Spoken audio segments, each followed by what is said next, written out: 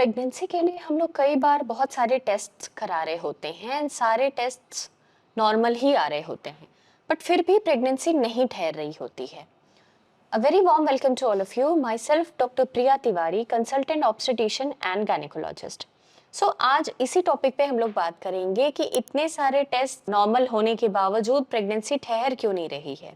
कुछ hidden causes होते हैं जिनकी वजह से प्रेगनेंसी नहीं ठहर रही होती है, और आज उन्हीं हिडन कॉजेज के बारे में हम बात करने वाले हैं।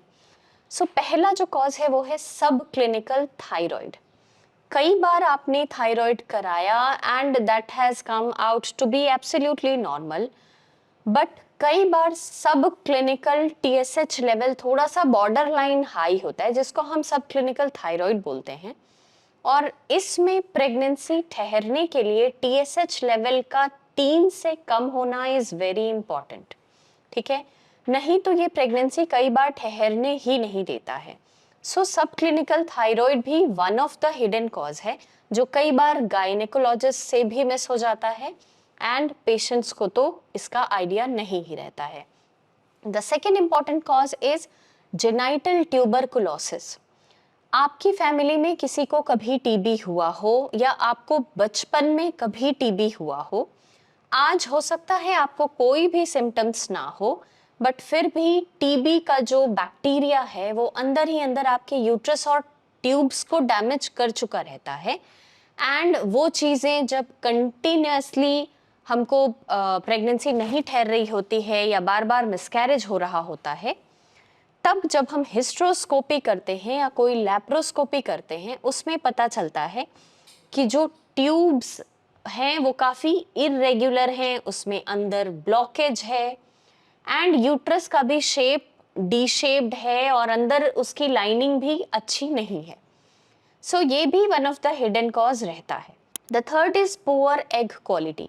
कई बार एग की क्वालिटी डिटरमाइन करने के लिए कोई टेस्ट नहीं होता है। AMH एक टेस्ट होता है, एंटी मुलेरियन हार्मोन, जिससे हमको ये पता चलता है कि नंबर ऑफ एग्स कितने हैं, बट क्वालिटी डिटरमाइन करने के लिए कोई टेस्ट नहीं होता है। जैसा मैंने पहले भी अपने अदर वीडियोस में भी डिस्कस करा है कि AMH की वैल्यू भी एज के साथ कम होती है एंड ऑब्वियसली एग की क्वालिटी भी एज के साथ हमारी कमज़ोर होती है, खराब होती है। इसलिए हो सकता है सारे रिपोर्ट्स नॉर्मल आए बट फिर भी प्रेगनेंसी नहीं ठहर रही है, तो एक कारण एग की क्वालिटी भी हो सकता है। अगर आपका एज ज़्यादा है, अबव मोस्टली 35 है, तो फीमेल पार्टनर का age. The fourth important factor is chronic endometritis. ये बेसिकली लो ग्रेड यूट्रस की लाइनिंग की इन्फेक्शन होती है जो इम्प्लांटेशन ठीक से होने नहीं दे रही होती है। और जब हम हिस्ट्रोस्कोपी करते हैं, यूट्रस के अंदर कैमरा डाल के देखते हैं, तब हमको पता लगता है कि हल्का फुल्का फिर बायोप्सी लेते हैं एंड देन हमको क्रोनिक एंडोमेट्राइटिस इस रिपोर्ट में आता है एंड देन एंटीबायोटिक का कोर्स कराना पड़ता है। ये भी इम्प्लांटेशन फेलियर का एक रीज़न हो जाता है। The other reason is thin endometrium. कई बार हम ओव्यूलेशन इंडक्शन के ड्रग्स देते हैं कि आपका एग रिलीज हो, है ना, एग रिलीज भी हो जाता है, एग बड़ा भी हो जाता है, बट फिर भी एंडोमेट्रियम की जो लाइनिंग जितने की पहुंचनी चाहिए उतनी पहुंचती नहीं है, और इस वजह से एम्ब्रियो बन भी जाता है तो वो लग नहीं पाता है एंड दैट इज इम्प्लांटेशन नहीं हो पाता है। थिन एंडोमेट्रियम इम्प्लांटेशन फेलियर का एक बहुत बड़ा कारण होता है, और इसके लिए फिर हम जब ये रीज़न हमको पता चलता है, उसके बाद फिर एस्ट्रोजन जेल एंड बहुत सारी चीज़ें करके फिर ये लाइनिंग बड़ा करा जाता है एंड देन इम्प्लांटेशन ठीक से हो पाता है।